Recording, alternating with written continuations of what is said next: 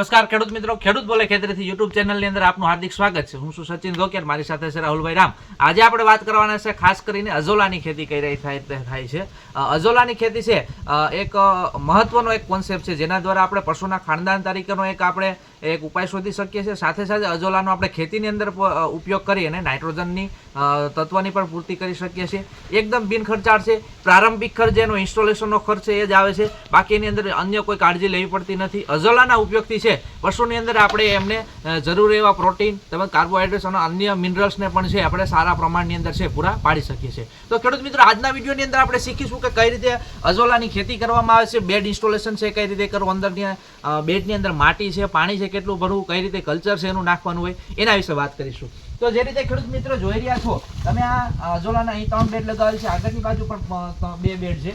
આ બેડ છે 6 ફૂટ પહોળા છે અને ફૂટ 1 ઊંચા છે અને 10 ફૂટ લાંબા છે।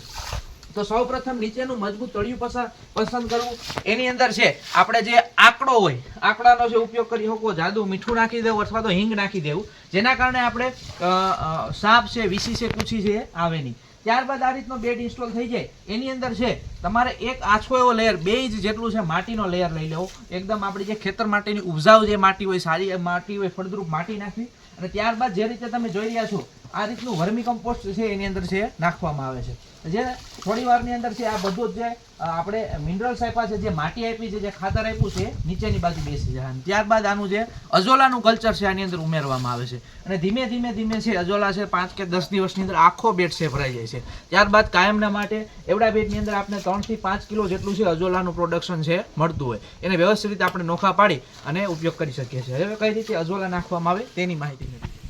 મિત્રો, અગાઉના જે આપણે વાત કરીએ પ્રમાણે બીજા બેડની અંદરથી આ રીતે જે અજોલાની જે તર આવી ગઈ છે, માથેની બાજુ આ લેયર આવી ગયું છે, અને આ રીતને કાઢી અને એનું ભેગું કરવામાં આવે છે।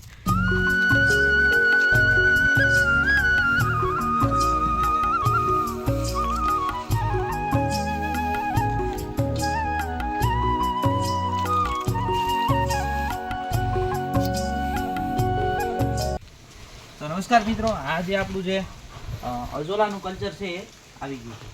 હવે છે અને આ રીતનું પકડી સેજ આને ચૂરી નાખવાનું હળવા હાથે, પછી છે આની અંદર આ રીતના બ્રોડકાસ્ટિંગ કરી દેવાનું।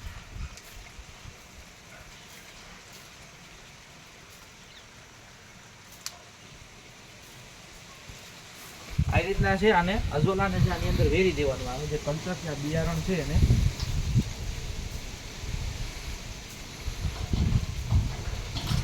તો મિત્રો જે રીતે તમે જોયું આપણું અજોલા છે એ તૈયાર થઈ ગયું છે।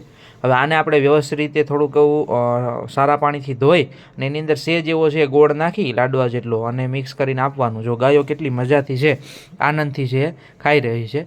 શરૂઆતમાં જો ગાયો આ ખાવા માટે, આપણું પશુ ખાવા માટે ટેવાયેલું ન હોય તો સેજ એવો ગોળ નાખવો। ત્યારબાદ છે રેગ્યુલરપણે આપણે ખાણદાણ સાથે છે એ આપી શકીએ છીએ। એના આહાર માટે પણ બહુ સારું, એના આરોગ્ય માટે પણ બહુ સારું છે, પ્રોટીન છે અને ઘણા ખરા મિનરલ્સ છે એને મળી રહી છે। એક આપણી ખાણદાનની એક આવકની જરૂરિયાત છે, ખાણદાનનો સોર્સ છે આપને મળી રહે છે।